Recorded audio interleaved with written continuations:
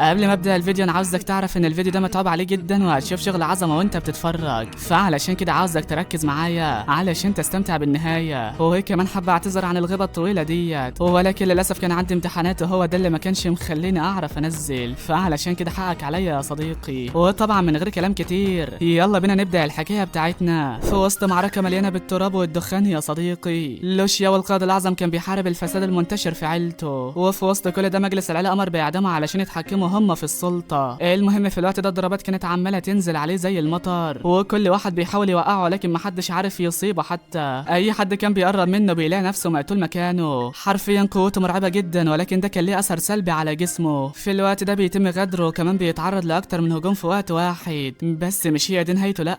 الشاب اللي غدره بيقول لصاحبه يلا فعل التشكيلة، وخلاص لوشيا ادرك ان هي دي نهايته. بيقول ما عادش قدامي خيار تاني، قرر انه يضحي بنفسه علشان يحمي باقي عيلته. وفعلا مش اي حد يستحق لقب القائد، ولكن اللي محدش عارف ان هو سايب حاجه وراه تقيله جدا. ايوه هو ابنه زنج اللي هيرجع كل امجاده، ولكن ده مع موت والده زنج اتحول لمجرد عبد بعد ما كان الامير بتاعهم بينحبس. وايوه يا صديقي بقى كسمه لكمه لاي حد في العيله ديت، ولكن دايرتها على قد كده. بيناخد في اليوم التاني كاسمه لكمه علشان يدربوا عليه البهوات الجدد، والمشكله انه ما بيقولش اي حاجه، ساكت ومستحمل الضرب والذل ومستخبي ورا صمته، لانه عارف ان اللحظه دي مش هتطول للابد. والله الواد ده بيفهم. ولكن في وسط كل ده بيظهر لوبيران ابن عمه اللي كان دايما مستخبي تحت ظله، كان لسه خارج بعد سنتين من التدريب بقوه جديده ومستوى مختلف، ولكن هو ماشي بيشوف زنج قدامه. اول حاجه قالها له انت ازاي لسه عايش، فزنج بيقول له زي ما انت لسه بخيبتها. الحراس على طول بيمسكوه بيقولوا له كلم الامير باسلوب احسن من كده. المهم بيران بيفجر قنبله الموسم وبيقول انا اخدت الحبوب المقدسه، طعمها جامد الصراحه، وكمان وصلت لمرحله تقويه العظام. زنج اول ما بيسمع كده بيتعصب وبيقول له يعني سرقتها وخلفت قواعد العيله، ده لو ابوك شافك كان دفنك من العار اللي انت فيه. بيران بيتعصب وكمان بيقول له احترم نفسك علشان ما رواش عليك يالا. زنج بيسخر منه وبيقول له انت طول عمرك فاشل، فاكر لما تسرق هتبقى حاجه يعني؟ يا عم انا قدامك اهو توريني انت هتعمل ايه يلا. بالفعل بيران بيهجم عليه وبوم عطاله واحد ريحه مكانه، بيضربه بعدها في راسه وبيقول له انت زمان كنت امير العيله، ولكن دلوقتي انت مجرد مداس تحت رجليا. الواد ما بيكتفاش بكده وبيقول له يلا علشان اتدرب عليك.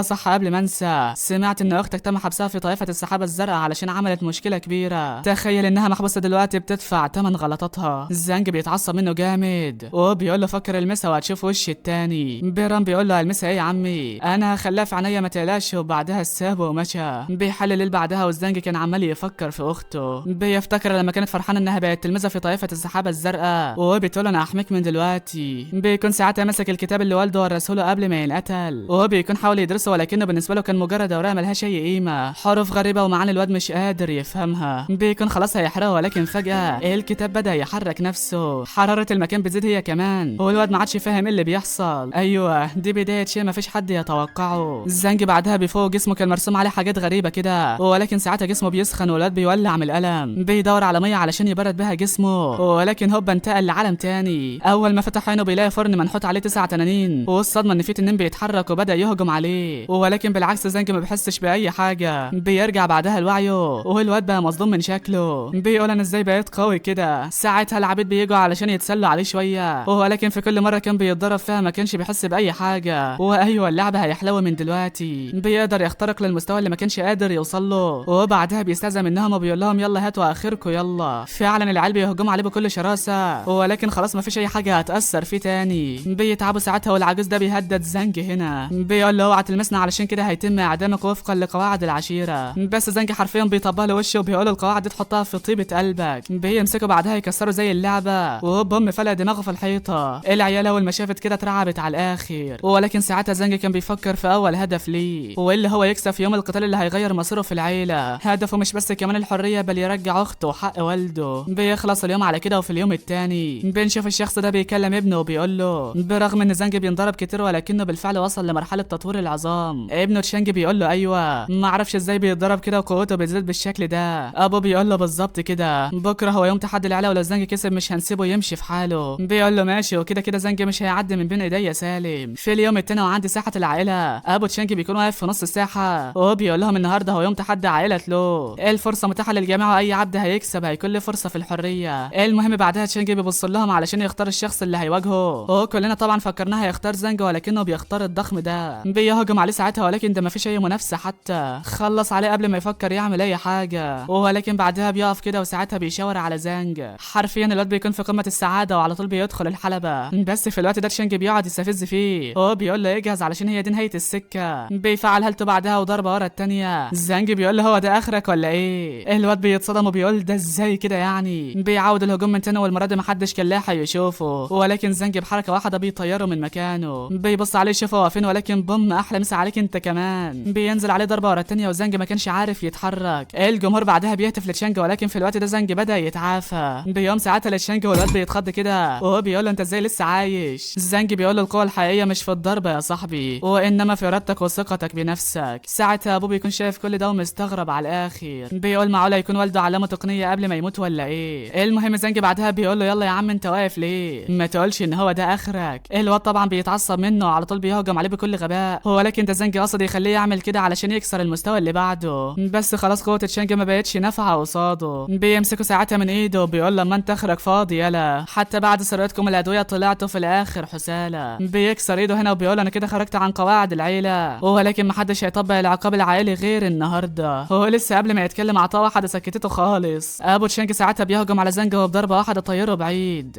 بيطمن بعدها على ابنه، ولكن في نفس الوقت الناس ما بقتش قادره تستوعب اللي بيحصل. بيقول هو زانج ده ما بيموتش ولا ايه؟ المهم في الوقت ده ابو تشانج بيكلم زانج وبيقول له انت عارف ان عائله لو مش هتسيبك، بس زانج ما بيهتمش خالص وبيقول لهم هوريكم قد ايه كنتوا غلطانين لما سبتوني عايش. ابو تشانج بيتعصب منه وبيقول له انت فاكرني هسيبك كده ولا ايه؟ انت ايوه هزمت تشانج ولكن برضه مش هديك حريتك. هي الطريقه الوحيده علشان احلك هو انك تسلمنا التقنيه اللي بتحمي جسمك. ولكن ده في ثواني بيهجم على زانج وبينزل ضرب فيه من غير اي رحمه، بس سرعان ما زانج استعاد قوته واداله واحده ريحته مكانه. بيقول له ما اعرفش اشكرك ازاي، وبعدها بدا يهجم عليه بهجمات سريعه. حرفيا ابو تشانج ما كانش لاحق يجري وخلاص ما عادش عارف هيعمل معاه ايه، ولكن في لمح البصر بيتم طرح زانج ارضا ومحدش كان فاهم اللي بيحصل. الشخص اللي عمل كده بيقول له ازاي بعد اللي حصل ده عاوز تمشي وتسيب العيله. بيكسر دماغه في الارض وبيقول له هو علشان وصلت لمستوى العظام هتقدر تهرب يعني. طلع سيفه هنا وقال له سلم التقنيه واوعدك اني مش هعمل لك اي حاجه. زانج بيقول له ماشي ولكن تعالى خدها لو تقدر. الواد بيتعصب منه وخلاص هيقتله، ولكن في اللحظه ديت زانج بيفتكر اخته. بيقول لها اسف اني ما عرفتش احميكي. وهنا بيدخل واحد محدش يعرف هو مين، بيهجم على الشخص اللي كان هيقتل زانج،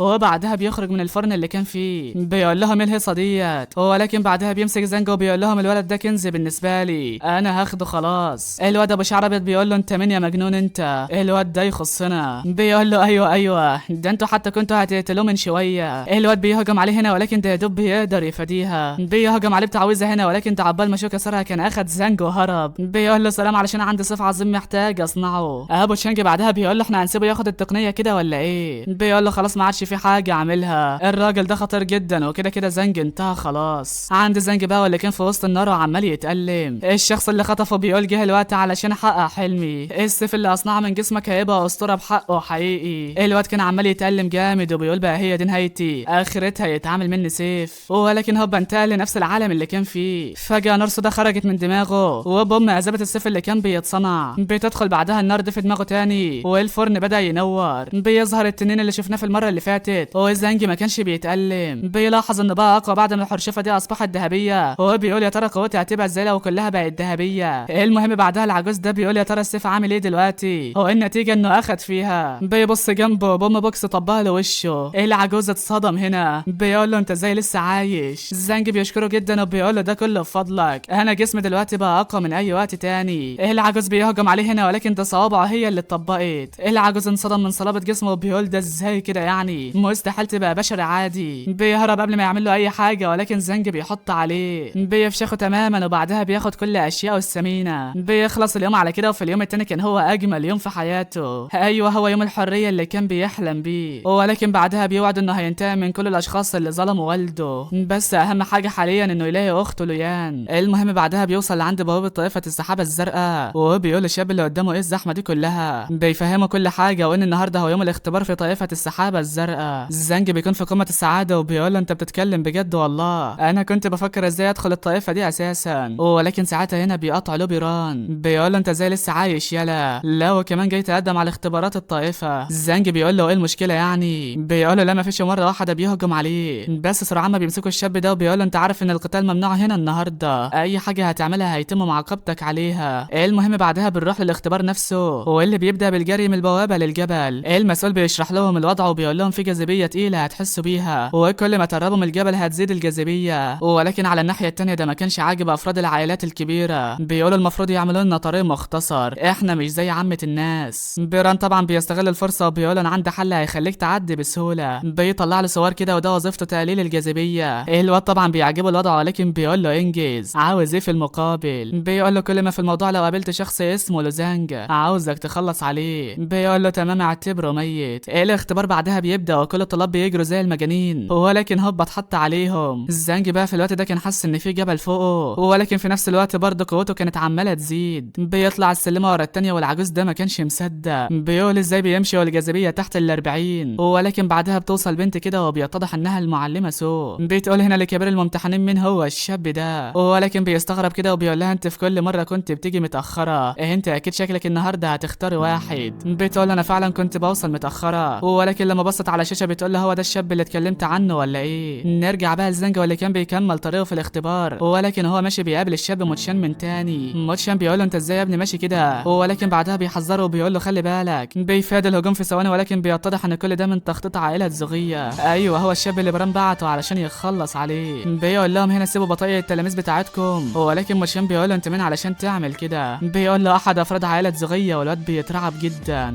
بس ساعتها زانج بيقول له بطاقتي اهيت، وريني هتاخدها مني ازاي. ايه العيال بيهجموا عليه هنا، ولكن بيفاديهم بكل براعه. بينقذ صاحبه بعدها وبيقول له يلا يمشي من هنا. موتشان بيقول له طيب وانت، ولكن بيقول له ما تخافش من حاجه. بيستفرد بعدها بالعيال ومحدش كان عارف يعمل معاه اي حاجه. الواد بيقول له انت ازاي بتمشي والجاذبيه دلوقتي 50؟ اكيد انت بتغش زينا. المعلمه سو بقى كانت واقفه وشايفه كل حاجه ومستغربه هو ازاي هزم الاربعه مع الجاذبيه ديت، حرفيا بتبقى منبهره من قوته. المهم زانج ساعتها كان قرب من شاب عائله زوغيه، هو بيقول له انت ازاي الجاذبيه ما اثرتش عليك؟ الواد ما بيرضاش يقول له، ولكن زانج بياخد باله من السوار اللي هو لابسه، بيقعد يستفزه علشان يهجم عليه. هو اول ما قرب منه بيدمر السوار تماما. بيقول له استحمل بقى يا بطل، وهوبا بيتفشخ مكانه. بعدها بيتوجه لمكان الاختبار التاني، واللي بيكون عباره عن صيد الوحوش المفترسه. الافعى دي بتهجم عليه ساعتها، ولكن بيقدر يفاديها. حرفيا الواد بيقعد يجري منها، ولكن بيقول انا بعمل ايه؟ بيجمع كل قوته في ايده، بوم طريق السلام انت. الواد بيكون سعيد جدا، ولكن فجاه بيتم الهجوم عليه. ايوه هو شاب عائله زوغيه. زانج سرعان ما بيفاد الضربه وبيقول له هو ده اخرك ولا ايه؟ الواد بيضحك له بكل هستيريا وبيقول له المره دي هي دي نهايتك. بعدها الاسد ده بيهجم على زانج، والواد ما كانش مصدق قوته. حرفيا كل اللي بيعمله هو تفادي هجماته. في الوقت ده المعلمه سو كانت شايفه كل حاجه، وهو بتقول لازم نستبعد الشاب اللي من عائله زوغيه ده، كانه جايب وحش مخصوص علشان يقتل زانج. كبير الممتحنين بيتوتر كده، وهو بيقول لها مفيش اي دليل علشان نعمل معاه اي حاجه، بالله عليكي ما تعمليش اي حاجه علشان ما نستفزش عائله زوغيه. نرجع بقى لزانج واللي كان لسه بيقاتل الاسد، هو اللي هنا بيدوله ضربه بتبعده عنه، ولكن ده بيعصبه اكتر وبيحطها على زانج. حرفيا الواد خلاص بدا يفقد الوعي، ولكن سرعان ما بيفتكر السلاح اللي اخده من العجوز اللي قتله. بيهجم بيه في اخر لحظه وبوم. اللي بعده يا هناها يا سعده. الواد بيكون مصدوم على الاخر، وهنا بيهدده بعيلته، ولكن زانج بيقفشه وبيعمل معاه الواجب. في الوقت ده بيران كان شايفه، ولكن ما كانش عارف يعمل له حاجه، ولكن من الناحيه الايجابيه هو كده ورطه مع عائله الزوغيه. المهم الاختبار بينتهي يا صديقي، هو كل معلم بيتخانق مع اللي جنبه علشان يشوفوا مين اللي هياخد زانج. موتشان بعدها بيجي وبيكون سعيد علشان زانج اخد المركز الاول، ولكن ده المعلمين بعدها بيحلقوا على زانج. حرفيا كل معلم بيدوله عرض ما حدش يقدر يفوته، ولكن هنا كانت المفاجاه يا صاحبي. المعلمه سو بتخش وسط الكلام وبتقول لهم زانج ده يبقى بتاعي. الكل طبعا بيتصدم زي ما انت شايف، ولكن بعدها بتقول لهم انا حصلت البطاقه الخاصه لشاب عائله زوغيه، وكمان عرفت ان هو تواطأ مع احد التلاميذ الداخليه، بس ما كنتش اتخيل ان هو له بيران. الكل طبعا بيتصدموا، بالاخص المعلم بتاعه. بيكلم بعدها المعلمه سو بيقول لها سيب الطلعه دي عليا، هو شكله كده هيفشخه يا صاحبي. في نفس الوقت المعلمه سو بتروح لعند زانج وبتقول انا عايزاك تنضم للقمه بتاعتي، وكمان يا عم لقيت النصل بتاعك. ساعتها بيتدخل احد المعلمين هنا وبيقول لها انت في كل مره هتسرقي مننا التلاميذ ولا ايه؟ احنا لسه عاوزين نسمع قراره النهائي. بيسالوا زانج هنا عن انهي قمه هينضم ليها، وطبعا من غير اي تفكير بيختار قمه المعلمه سو. بيقولوا له خلصانه، ولكن لو حبيت تغير رايك انت مرحب دايما عندنا، وبعدها سابوه مشيوا. زانج هنا بيقول للمعلمه في حاجه عاوز اقول لك عليها، انا عاوز صاحبي موتشان ينضم معايا في القمه. يخرب بيت ام الجدعنه اللي عندك يالا. المعلمه سو بتقول له ماشي مفيش اي مشكله. بيحل بعدها الليله وبيكون قاعد مع نفسه وبيفتكر مواجهته مع الاسد. بيقول هنا ما كنتش هعرف اعمل ايه لو السلاح ده ما كانش معايا. بيقعد يفكر ازاي لو استخدمه ما يضيعش منه زي المره اللي فاتت، ولكن بيقول مش وقته، هو لازم استغل الفرصه ولا تقنع تقنيه قويه في مكتبه المهارات علشان انقذ بيها اختي. بالفعل في اليوم التاني بيروح لمكتبه المهارات واللي حرفيا ضخمه جدا. بيقابل هنا معلمته سو بيقول لها المكان ده شكله جامد قوي، ولكن ساعتها بتقرب منه هنا وبتديله خاتم كده، بتقول له ده هيحميك وانت بتدور على مهاراتك، وكمان يا عم هيساعدك في حاله لو ضيعت السيف بتاعك. الواد بيكون سعيد جدا وبيقول لها معرفش هردلك ده ازاي. هو حرفيا بعد الكلمه ديت وشها بيحمر جامد. المهم بعدها بيدخلوا لجوه المكتبه، هو حرفيا بيكونوا مصدومين على الاخر، بس المعلمه سو بتحذرهم هنا، بتقول لهم محدش يقعد يبص على الانوار دي كتير علشان لو عملت كده هتحس بالدوخه. هو يلا سلام يلا انت وهو. زانج بعدها بيكون عاوز يدخل لجوه اكتر، ولكن موشين بيقول له روحي ضعيفه ومش هقدر اكمل، روح انت يا صاحبي وانا هفضل مستنيك هنا. زانج بيقول له ماشي، وفعلا بيدخل لجوه اكتر، ولكن ده كل ما بيتقدم بيلاقي التلاميذ اللي جنبه مرهقين على الاخر. في الوقت ده واحد من التلاميذ بيحذره، هو بيقول له المكان اللي انت نازله خطير جدا. زانج بيشكره على النصيحه وبيقول له بس انا حابب اجرب بنفسي. العيال انصدموا كده، ولكن ده كان ساعتها زانج دخل لجوه. حرفيا الطاقه والضغط اللي جوه محدش كان يتخيله. بيقعد يمشي لحد ما بيوصل لمقبره الوحش الاسطوري، وايوه القوه هنا في عالم تاني يا صديقي. بيظهر وحش الزنج هنا وبوم ريحه مكانه. الواد اتصدم من قوته وبيقول هو طلع منين ده، انا لازم اهرب دلوقتي. ولكن صدمه بكل المقاييس، ده بيتم محاصرته هنا وبيتم الهجوم عليه في نفس اللحظه كمان. كان ساعتها هيودع هنا، ولكن بينتقل لجوه العالم اللي بيدخله كل مره. بس وإذ فجاه بيلاقي ابوه قدامه ماسك كتاب السماء في ايده وبيقول له انت لازم تتعلمه في اقرب وقت ممكن. بيرجع بعدها الوعي والوحش كان لسه واقف قدامه، لكن ساعتها بيدخل لجوه قبره من تاني، والواد ما كانش فاهم اللي بيحصل. بس فجاه بيلمح كتابه قدام مقبرته، والواد اول ما مسكه انصدم كده، بيعرف ان هو ده كتاب مهاره قبضه الشيطان السماويه. ساعتها حد بيكلمه من ظهره وبيقول المهاره دي خاصه بالشياطين، مش اي بشر يتدرب عليها، وده علشان عندهم اجسام قويه بخلاف البشر، بس بقى لو حاولت تتدرب عليها بالعافيه جسمك هينفجر. زانج هنا بيسأله عن اسمه، ولكن بيتوه بيقول له مجرد عامل نظافه في مكتبه السجلات. الواد طبعا بيكون مستغرب على الاخر، ولكن الشخص ده بيقول له مش خساره فيك، خد الكتاب ده وتعلمه هيفيدك جدا. بيبقى لسه هيشكره هنا ولكنه كان اختفى. زانج بعدها بيمشي، والمفاجاه ان الشخص ده مش عامل ولا حاجه، وانما احد الخبراء الموجوده في المكتبه. بس هو ايه غايته من كل ده يعني؟ ننتقل بعدها لقاعه الطعام واللي كان وقتها زانج عمال يفكر. بيقول هنا المهاره السماويه للعجوز اداها لي نجحت في تحطيم روحي، ولكن مهاره قبضه الشيطان لسه مش قادر اتحكم فيها، ولا حتى قادر اطلع اي طاقه روحيه منها. بس على اي حال دلوقتي جسمي بقى قوي زي الشياطين. صاحبه وقتها بيشوفه سرحان وبيقول له مالك يا عمي، لكن وقتها الضخم ده بيقطعهم وبيقول له المكان ده بتاعي. موتشان بيتعصب منه وبيقول له ما الاماكن فاضيه كتير اهيت. بيقول له بس المكان ده عاجبني، ولو ما كانش عاجبك تقدر تتحداني في الساحه. زانج بيقول له انت شكلك من عائله زوغيه، اكيد بران هو اللي بعتك. بيقول له مش هيفرق بحاجه، يلا بقى علشان نتحدى بعضينا. زانج بيقول له ماشي، ولكن قبل ما نروح الساحه لازم يبقى في جهاز قيمه زي سلاحي. يا ترى بقى انت عندك ايه يستحق ان نشارك؟ صاحبه وقتها بيقول له انت بتعمل ايه يا عمي؟ شياو بالفعل وصل لمرحله متقدمه. زانج بيقول له ما تخافش من حاجه، انا هعرف اتصرف معاه. بالفعل هما الاثنين بيدخلوا الساحه، وشياو بيقول له لو انا اللي فزت انا اللي هاخد السلاح. زانج بيقول له ماشي، ولكن لو انت اللي خسرت انا اللي هاخد السلاح بتاعك. بس فجاه عينه بتلمح مسؤول عائله زوغيه وبيقول هو بيعمل ايه هنا. المهم بعدها القتال بيبدا وشياو بيهجم عليه بضربات عده، ولكن زانج بضربه بيطيره وبيقول له ما تريح يالا. الواد بيتعصب منه جامد وبيفعل مهاره البرق اللي عنده، بيهجم ساعتها على زانج وحرفيا سرعته ما كانش حد يصدقها. الواد كان بيصد بالعافيه، ولكن شياو بيرفع سرعه هجماته بيطيره هنا، والزانج كان متدمر الصراحه. شياو بيستفزه هنا وبيقول له هو ده اخره اللي يتحداني.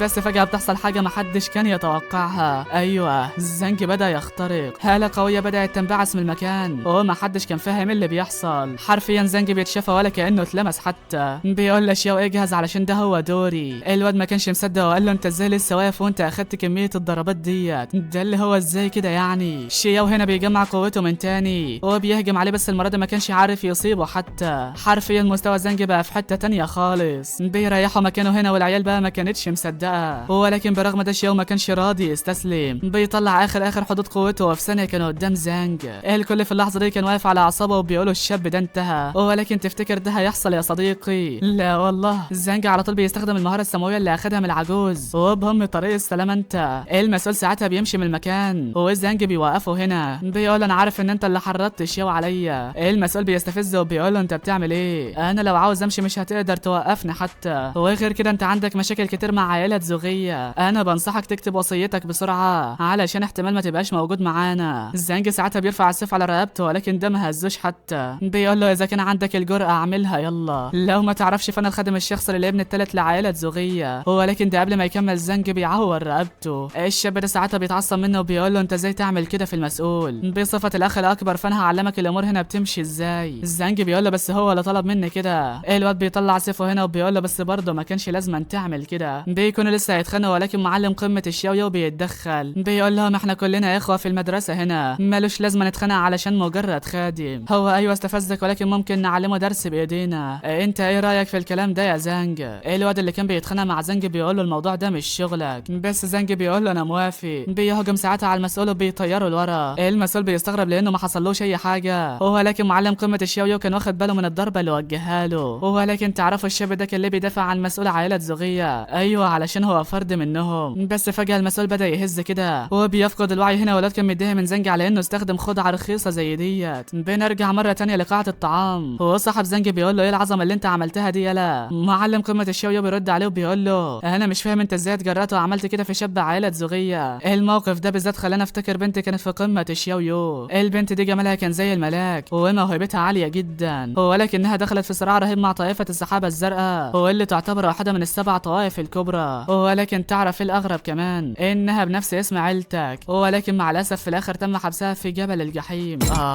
ده كده انقطع الشك باليقين. زنج من الغضب بيكسر الكوبايه اللي في ايده، وصاحبه بيقول له مالك يا عم في ايه؟ بيقول له المعلم هنا هي البنت دي اسمها لويان. المعلم انصدم كده وقال له انت عرفت ازاي؟ فبيقول له علشان هي تبقى اختي الصغيره، انا في الاساس جيت هنا علشان انقذ اختي، لو تعرف اي طريقه اساعدها اكون شاكر جدا. بيقول له في طائفه السحابه الزرقاء لو جمعت 200 نقطه ممكن تزور الشخص اللي محبوس في جبل الجحيم، ولكن لو جمعت 1000 نقطه ممكن تقلل عقوبته سنه. بس في حاله اختك الوضع مختلف شويه، وده علشان اتحكم عليها تقعد في الجبل لمده 1000 سنه. الواد بيتعصب اكتر وبيقول له ازاي يعني 1000 سنه؟ في اليوم التاني بيكون عندي معلمته سو واللي بتبقى متعصبه جدا، بتقول له انت عاوز تموت علشان 200 نقطه ولا ايه؟ المهمه اللي انت رايحها نسبه الموت فيها 60%. زنج بيتوسل لها وبيقول لها انا فاهم ولكني محتاج النقاط دي برضه. بتقول له انت فاهم ايه بس انت مش هينفع تروح والموضوع خلاص انتهى. زنج بيقول لها لو ما سمحتليش اروح المهمه ديت فانا مش همشي من هنا. هو بالفعل بيفضل واقف في مكانه لحد ما الليل يجي. المعلمه سو طبعا بتجيب اخرها وبتقول له خلاص يا عم لو كنت مصر فانا مش همنعك، ولكن اهم حاجه خلي بالك. بالفعل في اليوم التاني زنج بيروح لقلعه التنين، والقائد ده بيقول لهم في البدايه انتوا كلكم تلاميذ من طائفه السحابه الزرقاء، ولو كنتوا عاوزين تصطادوا معانا ديدان السيف يبقى لازم تسمعوا كلامي. القائد ده بعدها واللي اسمه تشانج بيقول لهم استعدوا علشان هنتحرك يلا. في نفس الوقت وفي مكان بعيد جدا الشخص ده بيقول اللي قدامه انت متاكد ان زنج وصل لقلعه التنين؟ بيقول له ايوه زي ما سمعت كده. والمفاجاه ان هو شاب عائله زوغيه، فبيقول له عشان شاب لسه في مرحله صقل العظام تبعتونا احنا الاخوان الشبح الابيض والاسود لمكان زي ده. بيقول له ما تستهنش بيه حتى برغم مستواه المنخفض، الواد ده قوي بطريقه مش طبيعيه. الشبح الاسود بيقول له ماشي هنشوف اذا كان الكلام ده صح ولا لا. نرجع بقى لزنج واللي كان ماشي مع فريق الصيد، ولكن ساعات القائد تشانج بيوقفهم وبيقول لهم في حركه قدامنا. في الوقت ده بيتم الهجوم على زنج ولكن بيقتل الحشره قبل ما توصل له. بس الموضوع ما انتهاش، لا الحشرات بتبدا تحصر من كل مكان، ولكن زنج بيقتلهم قبل ما يتحركوا حتى. هو حرفيا هو ده اللي بيحصل لبقيه الديدان التانيه. القائد تشانج هنا بيقول له ما تهدى يا عم شويه، انت لو حصل لك اي حاجه المعلمه سو هتفشخني، ولكن لا حياه لمن تنادي. بيستمر في قتل ديدان والواد خلاص ما عادش شايفه قدامه. بيكون هينغدر هنا ولكن سرعان ما تدخل الشاب ده وانقذه. بيقول له ما تهدي يا عم اللعبه كده امال. زنج بيقول له فعلا معاك حق يا صاحبي، انا اسف اني ورطتك معايا. بيطلع سيفه ساعتها هنا وبوم اللي بعده يا هناها يا سعده. الواد كان شايف كل ده وما كانش مصدق قوته. القائد بعدها بيقول لهم عاش عليكم، ولكن هوبا من غير اي سابق انذار بيدخل عليهم قائد الديدان. زنج بقى اول ما بيعرف ان الواحد منهم يساوي 10 نقاط بيهجم عليهم من غير اي تفكير، ولكن بيتصاب هنا والواد حالته كانت صعبه جدا. بيقع مكانه ساعتها والكل بقى فكره مات، ولكن ده عندها يالا انت وهو بحركه واحده خلص على كل الديدان اللي موجوده. الكل بقى كان مصدوم وبيقول هو ازاي بيتحرك برغم الاصابات اللي عنده، لكن في الوقت ده بيتم الهجوم عليه وبيطير لورا. القائد تشانج اول ما بص انصدم، لقاها ملك الديدان السيف وما كانش مصدق اللي بيحصل. بيقول المفروض انها ما تظهرش في المكان ده بالذات. الكل بدا يهرب والقائد تشانج كان هيودع هنا، لكن سرعان ما انقذوا زنج وقال لهم اهربوا انتوا وانا هشغلها. الملكه بعدها بتهجم عليه والواد كان مصدوم من قوتها الجباره. بيجري بعدها منها في الغابه واول كهف بالعيب يدخله، وقال يعني مش هتعرف تدخله. بس ده الصدمه بيلاقي عقرب الاسد الناري كان نايم ساعتها هنا والزنج بدا يتسلل من جنبه، ولكن الملكه كان عندها راي تاني. الاسد بيصحى والزنج ما بقاش عارف هيعمل ايه. وايوه يا صديقي صاحبي بينط في الحمم اللي قدامه وشكلها دي نهايته. اما على الناحيه التانيه الملكه والاسد بيهجموا على بعض بكل شراسه، والمفاجاه ان كل واحد بيدي للتاني ضربه ما بيقومش منها تاني. نرجع بقى لزنجة واللي بعد ما الاسد مات الحمم اختفت هي كمان. الواد بيفوق هنا وما كانش مصدق، بيقول انا ازاي بقى عندي جسم روحي كده، ولكن بيعرف فيما بعد ان الحمم دي ما كانتش عاديه. المهم بيلمح بلوره ضخمه هنا وبيعرف انها تخص الملكه. بيطلع يشوف اللي حصل بعدها وما كانش متوقع انهم يخلصوا على بعضيهم. بيخلص اليوم على كده، وفي اليوم التاني عند قلعه التنين التلميذ اللي انقذ زنج بيقول يا ترى انت لسه عايش ولا مت يا صاحبي؟ المعلم بيقول له عايش ايه بس؟ ده الملكه عينها ما اتشالتش من عليه خالص. بس فجاه بيدخل عليهم زنج والعيال انصدمت هنا، بيقولوا انت ازاي لسه عايش؟ فبيقول لهم مش هو ده موضوعنا، فين هو القائد تشانج؟ فبيقول له تم حبسه. زنج بيقول له ده ليه يعني؟ بيقول له علشان تبين ان في حد عدى المسار السر بتاعنا، وده اللي خلانا نقابل ملك الديدان السيف. وطبعا القائد تشانج اول ما عرف كده راح وزعق مع الرئيس بتاعه، بس مع الاسف تم حبسه من غير اي سبب. زنج واقف مصدوم وبيقول له ازاي حاجه زي دي تحصل؟ بيقول له علشان في مؤامره معموله على الفريق بتاعنا. زنج بيقول له واضح انك تعرفهم. بيقول له مش بالظبط، ولكنها تقريبا هي عائلات زوجيه. على الجانب الاخر وعند شاب عائلات زوجيه بيكون سعيد جدا علشان تم التخلص من زنج بنجاح. المسؤول بيقول له يا عم انت كده بتحرجني، انا ما عملتش حاجه استحق عليها ثنائك. بيقول له ماشي، ولكن سمعت ان في حد بلغ. فبيقول له اذا كان قصدك على القائد تشانج ما تقلقش من اي حاجه. بس في الوقت ده بيدخل عليهم زنج والكل كان مصدوم على الاخر. الواد هنا بيقول له انت ازاي ما متش؟ بس المعلم ده هنا بيكلم تشانج وهو بيقول له انت المسؤول في قلعه التنين، ازاي تتوطى مع الغرباء؟ بيقول له اديك عرفت هتعمل ايه يعني؟ زنج بيرد عليه وبيقول له مش هنمشي لما نخرج القائد تشانج. في الوقت ده بيتم الهجوم عليه من طرف الشبح الاسود، وزنج ما كانش قادر يحدد اماكنهم. بيتم الهجوم عليه من كل مكان، والواد خلاص ما عادش عارف هيعمل ايه. الشبحين بعدها بيتحدوا هنا وخلاص زنج قرر يستخدم مهاره ابره الروح المميته، بيهجم بيها على الشبح الابيض وبوم طريق السلام. انت اخو التاني لسه بيفكر يهرب، ولكن زنج بيقتله قبل ما يتحرك. حرفيا قوته بقت مرعبه جدا. بعدها بيقرب من شاب عائلات زوجيه والواد بيترعب منه جامد، بيقول له بالله عليك ما تقتلني، انا تم اجباري من طرف الشاب الثالث للعيله. زنج بيقول له خلصانه يا عم هسيبك المره دي، ولكن في لمح البصر بيهجم عليه باستخدام ابره سامه. الواد بيضحك بكل هستيريا وبيقول له يخرب بيت طيبتك الزايده. بس زنج بيسحب الابره ولا كانه اتسمم حتى. الواد اتصدم بكل معنى الكلمه. زنج بيطير عليه هنا وبوم قتله هو كمان. ساعتها بيحضر المسؤول تشانج وبيقول له انت ازاي تجرؤ على قتل افراد عائلات زوجيه؟ بيفعل هالته هنا وهجم على زنج وكان هيقتله، ولكن بعدها زنج استخدم عليه مهاره ابره الروح ولكنها ما اثرتش فيها صديقي. تشانج بيتعصب منه جامد وبيفعل كل طاقته هنا، خلاص هقتلك يعني هقتلك، ولكن فجاه كل هالته بتختفي من المكان. ايوه جنرال القلعه وصل يا صديقي. بيقول له يعني بعد كل الجمال ده طلعت انت الخاين؟ تشانج خلاص انتهى والرعب كان باين في عينه. بيهرب هنا ولكن الجنرال بيقتله ساعتها، وحرفيا قوته مرعبه جدا. زنج بعدها بيشكر صاحبه مينجو وبيقول له انت حرفيا انقذتني. مينج بيقول له يا عم انت زي اخويا، هو كده الجنرال وانج عنده استعداد للقتال في اي لحظه، هو طبعا ده كله بأوامر من معلمتك سو. بعد فتره من الوقت بيرجع لمعلمته سو معاه كل الجواهر اللي حصل عليها. هو مش بس كده لا، ده كمان بيديها جوهره الملكه، والمعلمه سون صدمت، بتقول له هنا انت ازاي حصلت عليها؟ زنج طبعا بيكذب بشأنها ولكنها كانت عارفه انه بيكذب عليها. المهم بعدها بتقول له مجموع النقاط اللي حصلت عليها 1500 نقطه، ولكن قبل ما تاخدهم هتعمل بهم ايه؟ زنج واقف مكانه كده وقال لها انا رايح لجبل الجحيم علشان ازور اختي. فيا ترى ايه اللي مستني زنج هناك؟ وهل هيقدر ينقذ اخته وينتقم لموت والده؟ بعد ما زنج جمع ال 1500 نقطه بيتجه بعدها لجبل الجحيم، ولكن هو داخل بيشوف ابن عمه بران واقف مع شاب كده. الواد ساعتها بيقول له معرفش اشكرك على الرسائل دي ازاي، لويان دلوقتي اصبحت بتهتم بيا عن الاول. بران بيقول له اتقل شويه، كلها مساله وقت ومع الرسائل دي هتبقى بالشكل اللي انت عاوزه. بيقول له ايوه، ولكن كل اللي شغل تفكيرها هو اخوها. زنج في الوقت ده كان سمع كل حاجه وكان متعصب جدا. بيدخل ساعتها بكل عصبيه وبيقول له بران انت ازاي تساعد شخص غريب في انه يقرب من بنت عمك؟ بس تيان بيبص لبران كده وبيقول له مين هو الشاب ده؟ بران بيتوتر هنا وبيقول ده ايه اللي جابه؟ فزنج بيقول له انا اخو البنت اللي بتكتب لها. تيان ساعتها بيقدم احترامه وبيقول له اختك بتحبك جدا،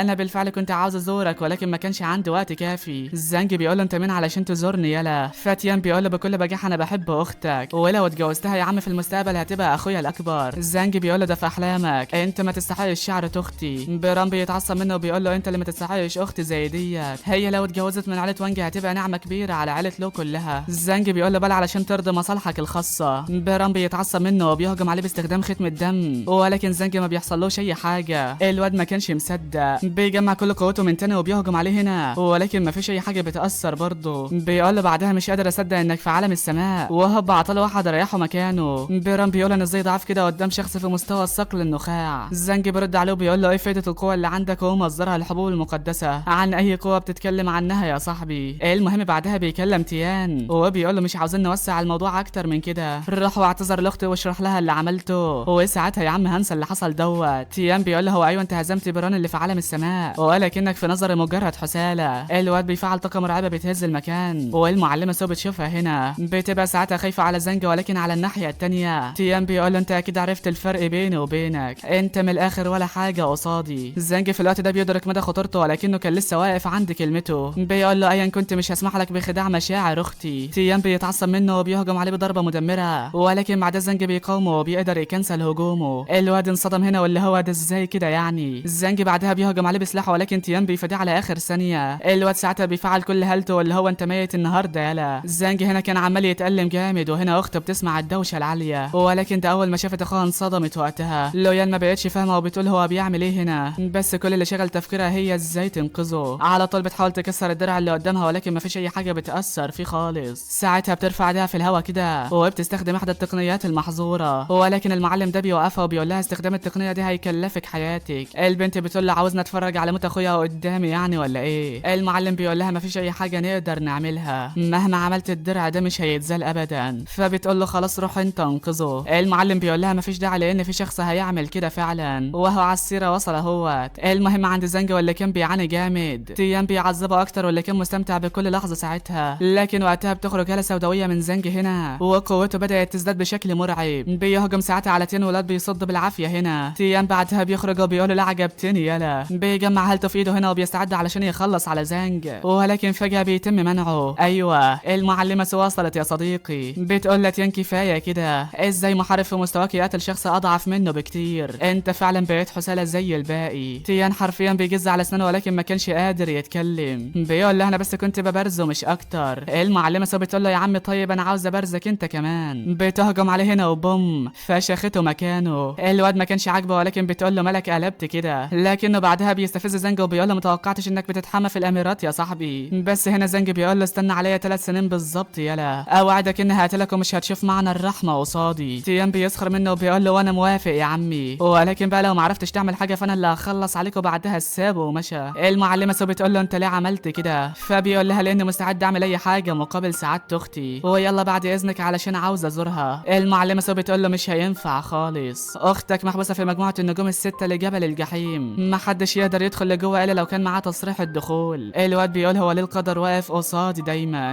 ده انا عملت المستحيل علشان بس اقدر اشوفها. بيجي علشان يمشي هنا ولكن بيقع مكانه من التعب. في الوقت ده المعلمه سو كانت صعبانه عليها حالته، بتقرر توري له اخته من بعيد. فعلا زانج اول ما شافها كان سعيد جدا، ولكن مش اكتر من اليوم اللي هيخرجها فيه من هنا. بيمشي بعدها ولكنه بيكون متعب جدا.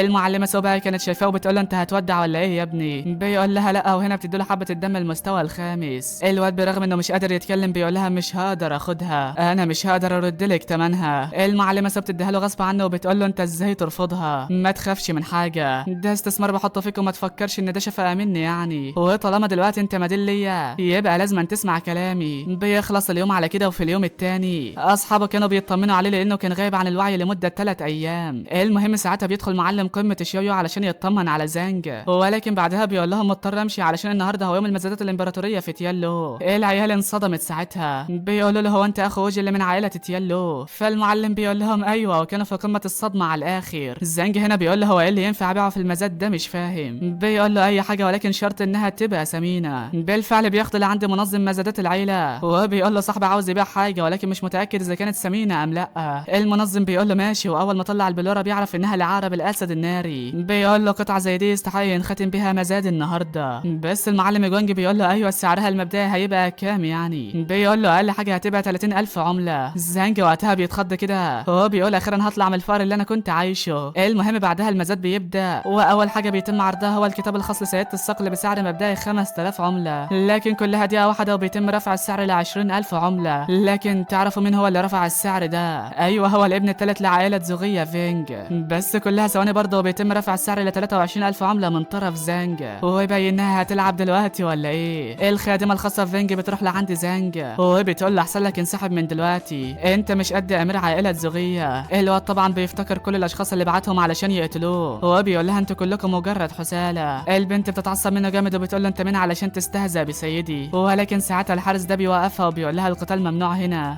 بس بقى لما بترجع لعند فينج بيقول لها طيب تعالي ورايا. زانج هنا بيقول انا زهقت من الاشخاص اللي شبهك، اخركم تهديد لا اكتر. الامير بيتعصب منه هنا وبيقول له بالذوق بالعافيه الكتاب ده بتاعنا يلا. زانج بيفعل هالته هنا وبيقول له وانا موافق يا عمي، يلا تعالى خده لو كنت تعرف. الامير اتصدم اول ما شاف هالته، بيقول له صدقني هتندم على اللي عملته النهارده، وبعدها سابه ومشى. موتشان بعدها بيجي وبيقول له ايه الجمدان ده كله يا صاحبي. بيتم استكمال المزاد بعدها، وهنا بتنعرض حبوب جوهر لها بالسماء. زانج اول ما بيشوفها بيفتكر النار السوداء اللي دخلت لجوه راسه، والناس بعدها بدات تحط اسعار فلكيه. الواد كان مصدوم من سعرها العالي ومحتار اذا كان يشتريها ام لا. بينتهي بعدها المزاد واثناء ما هم ماشيين موتشان ما كانش مصدق ان بلورة عرب الاسد النار كانت لزانج من الاول. بيخلص اليوم على كده، وفي اليوم الثاني زانج كان بيحاول يدمج النار السوداء مع حبوب اللهب اللي اخدها. بينجح هنا وبيكون سعيد جدا علشان لو باع في المزاد الجاي هيبقى غني جدا، وهو ده اللي محتاجه علشان يحرر اخته. ثاني يوم بيتوجه على الغابه مع فريق علشان يقتلوا الغيلان اللي فيها، ولكن بيقعدوا علشان يستريحوا شويه. ووقتها زانج بيفتكر كلام معلمته سو، واللي هو الغيلان عندها ذكاء عالي، ولكن وهو قاعد بيشوف الطالب ده بياكل بغرابه. الواد ما كانش مستريح له فعلا زي ما حاتسو كان بيقول له. بيتضح ان ده غول متجسد في هيئه زميلهم اللي قتله، والعيال اترعبت على الاخر. الغيلان هي كمان بدات تتجمع حواليهم، والواد ده كان هيودع هنا ولكن زانج انقذه في اللحظه الاخيره. بيقول له هنا خلي بالك. القائد جيم بعدها هاجم على الزعيم ولكن ما فيش اي حاجه بتاثر فيه. الزعيم بعدها بيطيره وكان هيقسمه هنا ولكن زانج بيوقفه. الغول بيتعصب جامد وبيقول له اكيد انت الاقوى. في ثواني كانوا قدام زانج وبوم انفجار دمر المكان كله، بس ما عدا زانج كان لسه عايش. الغول اتصدم مكانه واللي هو طب تعالى لي يلا. بيخترق قلبه هنا والعيال اتصدمت وقتها، ولكن بعدها بنعرف انه كان بيمثل، واللي هنا بيهجم على الغول بإبرة الروح المميتة. بيكسر بعدها قرنه بوم دشمل دماغه. الغيلان ساعتها هي كمان بتهرب بعد ما زعيمهم اتقتل، والليل وقتها كان ايجا. بس الغريب وهم ماشيين بيلاقوا موقف في وسط الغابة. اول ما قربوا بيتم الهجوم عليهم، ولكن ده زانج هو اللي اخذ اغلب الضربات مكانهم. بيحس ان في حد قريب منهم، وفعلا البنت دي بتقول لهم اي حد يتحرك هيتقتل مكانه. بتنزل بعدها من على الشجرة وبتقول لهم اسفة على المعاملة ديت، ولو كنتوا خايفين من تأثير الابرة فدي ابرة لكشف الغلال لاكثر. بيفهموا الوضع بعدها وكانوا قاعدين سوا هنا. والزنج بيقول لهم واضح انكم تعرضتوا لهجوم غيلاني قبل كده. البنت بتقول لهم ايوه احنا تعرضنا لهجوم ثمنه كان غالي جدا. جيم بيقول لها واحنا برضه، ولكن بقى لو ما كانش معانا الزنج كان زماننا ميتين دلوقتي. البنتين ما كانوش مصدقين ان الزنج عمل كده، وحرفيا بيضحكوا. في اليوم التاني بيصحوا من النوم ولكن على صوت واحد كان بيقاتل احد الغيلان. الكل بقى كان مذهول من قوته وانه كمان قتل واحد من زعماء الغيلان. بس هنا بيتم الهجوم عليه من غول تاني. هو ساعتها زنج بيستخدم عليه قبضة الشيطان السماوية وبيخلص عليه بكل سهولة. الطالب ده بعدها واللي اسمه مينج بيشكره على انه ساعده، لكن في اللحظة دي بيسمعوا صراخ بنت جاي من وراهم. بيتضح ان في غول مسك البنت اللي معاهم، هو اللي بيهرب منهم، ولكن زنج ما كانش حله. الغول بعدها بدأ يضحك هنا، بيقول له خلاص انت كده وقعت في ايدينا. الواد انصدم من كمية الغليان اللي حصرته. بيفاد الهجمة ورا التانية ولكن عددهم كان كبير جدا. البنت هنا بتقول له اهرب يلا، ولكن حتى مع ده زنج ما كانش راضي يسيبها. بيعمل اعصار ضخم هنا بس تأثيره ما كانش بالفايدة الكبيرة. الغيلان بدأت تهجم عليه من تاني، وخلاص شكل دي نهايتك يا صاحبي. ولكن مرة واحدة خرجت منه طاقة سوداوية هنا، ضم ضربة منه مسحت الغول اللي قدامه، وبعدها نزل هتك ضربة من غير اي رحمة. بس في المقابل كان تم استنزاف كامل قوته، وخلاص الواد ما عادش قادر يكمل. في اللحظة دي بيظهر شخص غريب هنا، ضربة واحدة منه بس كانت كفيلة انها تخلص على كل الغيلان اللي موجودة. وايوه ده هو عم البنت اللي اسمها كيان. كيان بعدها بتقول له حالته خطر جدا ولازم نسعفه حالا، ولكن ده اول ما حط ايده على رقبته انصدم مكانه. بيقول لها دي تبقى معجزة لو الواد ده امن تاني، انا هعمل له اللازم والباقي بعد كده على ربنا يا بنتي. هو فعلا بعد كام يوم زنج بيفوق كان مستغرب هو ازاي لسه عايش. كيان هنا بتقول له علشان عم عالجك باستخدام ابرة خاصة، ولكن المهم انت عامل ايه دلوقتي؟ بيقول لها كويس ولكني جعان على الاخر. ولكن بقى في نفس ذلك الوقت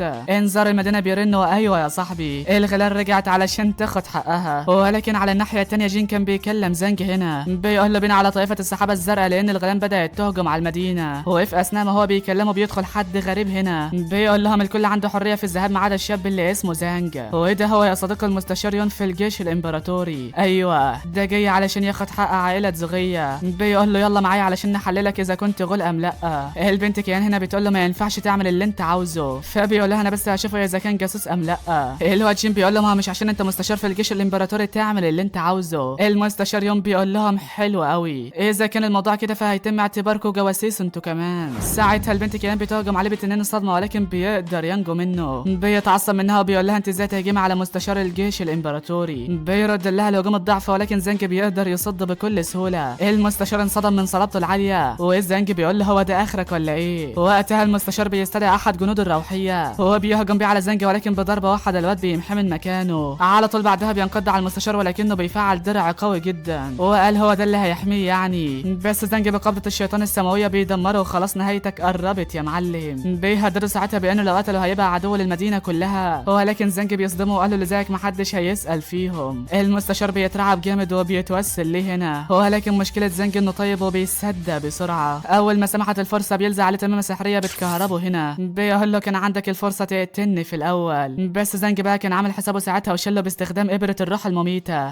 بيقتله بعدها وبيقول هو طبع الخيانه ده موجود فيك ولا ايه. الواد لسه ما كملش الجمله واذ فجاه هجوم مدمر بيتجه نحوه. الشخص اللي هجم عليه بيقول له انت ليه قتلت المستشار بتاعنا. هو مستحيل يأذي اي حد بدون اي سبب. هو لو كنت عاوز تثبت براءتك يبقى لازم تسلم نفسك. زنج بيقول له انا ايه اللي يخليني اثق فيك يعني ما انت احتمال تبقى غدار زيهم. بيقول له خلاص يبقى تعالى لي يلا. بيهجم عليه بتنين روحي هنا والمفاجاه طاقه زنج الشيطانيه قدرت تسيطر على التنين بتاعه. القائد شويه انصدم وقال له انت عملت ايه في التنين بتاعي. بيعاود الهجوم من تاني ولكن في كل مره كان بيتسيطر على التنين بتاعه. زنج بيقول له طب ما تيجي لي انت بقى. بيهجم عليه بالتنين بتاعه هنا ولكن الدرع ده حماه على اخر ثانيه. القائد شوي اول ما شاف الدرع ده اترعب كده علشان ده يبقى درع البنت له الملقبه بسقوط السحاب. بتقرب بعدها من زنج وبتقول له ما توقعتش انك تهزم شوي اللي يعتبر في عالم الكريستال. الواد بيكون مصدوم جدا لانه وشها شبه اللعبه قوي. هو لكن ده بتقول له علشان انت قتلت المستشار بتاعنا فهيتم معاقبتك وفقا لقواعد المدينه. زنج بيقول لها بس هم اللي هجموا الاول. بتقول له طالما انك اسأت للجيش الامبراطوري فدي جريمه كبرى. بتمسكه بعدها والواد كان بيحاول يكسر الحاجز بتاعها ولكن بتقول له مهما تعمل ما هيفيدش بحاجه. بس عمي كان بيحرره وبيقول لها انت ليه عملت كده. فبتقول له علشان هو اسال الجيش الامبراطوري وكمان كان هيقتل شوي. هو لكن انت لما بص على شوي بيعرف ان في سوء فهم والبنت كانت لسه عند موقفها. العم ما كانش عارف يتصرف ازاي لانه عارف ان علاقتها الانسانيه مش احسن حاجه. لكن بتجيله فكره هنا واللي هو طالما زنج ارتكب جريمه فلازم يتم تسليمه لمكتب القانون العسكري. البنت فعلا بتقتنع بكلامه ولكن مع ده بتحبسه برضه. هو ده عشان تحسبها لاي حركه كده ولا كده. بتاخده بعدها على حمام السباحه والواد ما كانش عارف يقول لها ايه. للدرجه دي ما عندكش مشاعر ولكن ده لما بيشوف ظهرها بيتصدم. بيلاقي ان دوبه حاجات غريبه وهنا بيعرف ان حياتها كانت صعبه جدا. بعدها بشويه بيتوجهوا لقاعه الاجتماعات. هو ده علشان يشوفوا هيعملوا ايه في قاره الغيلان اللي ظهرت. لكن وقتها القائد الاعلى بيشوف زنج ورا البنت له.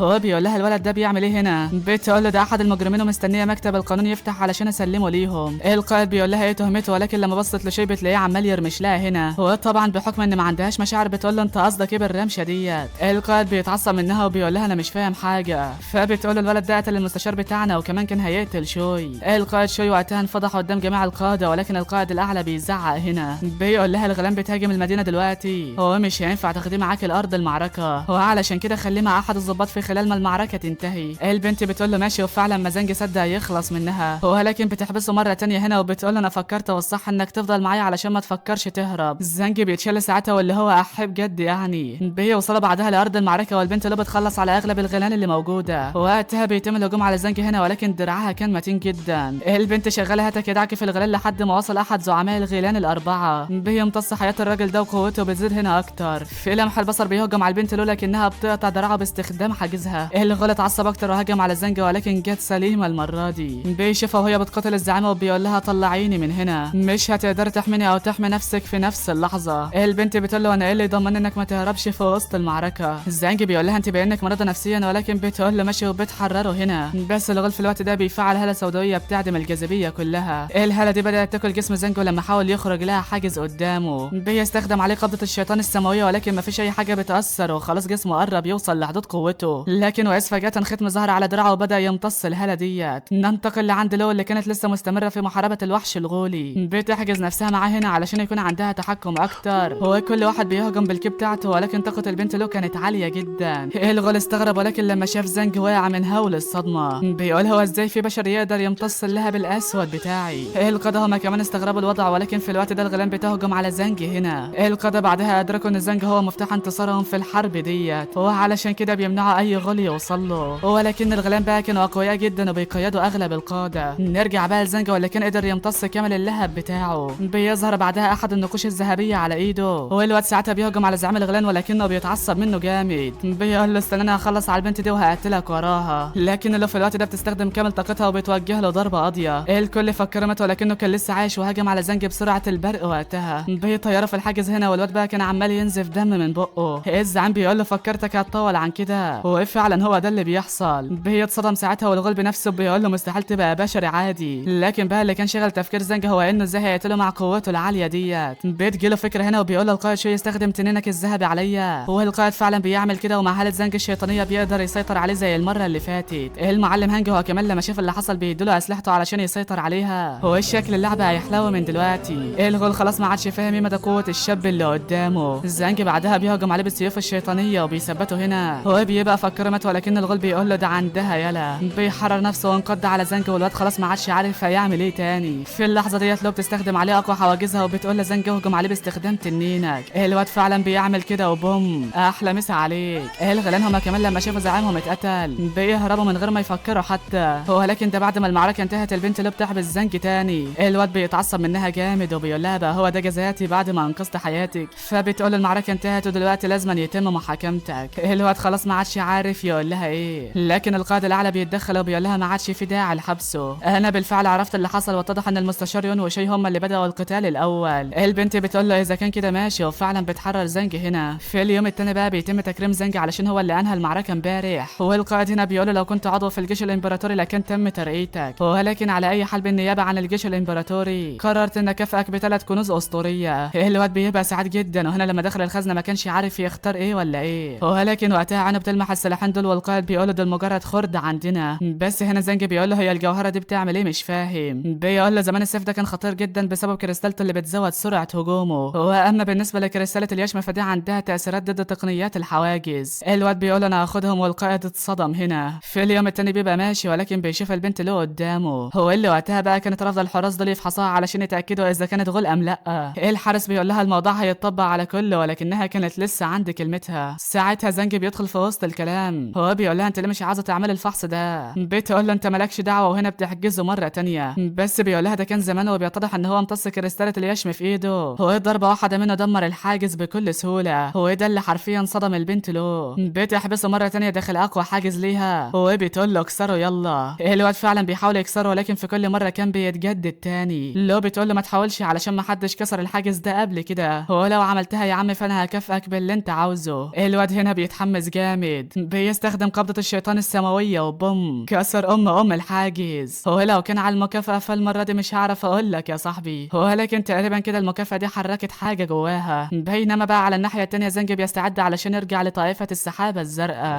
فبس كده يا بطل لحد هنا بينتهي الفيديو بتاعنا. هو يا ترى بقى ايه اللي هيحصل بعد كده وايه هو مصير زنج في الايام الجايه. استنونا بالحلقات الجايه من حكايه زنج. وطبعا ما تنساش تصلي على النبي اللهم صل وسلم وبارك عليه. ولو الحكايه عجبتك يا عم ما تنساش تكتب لي ده في التعليقات. يلا يا عم سلام سلام سلام.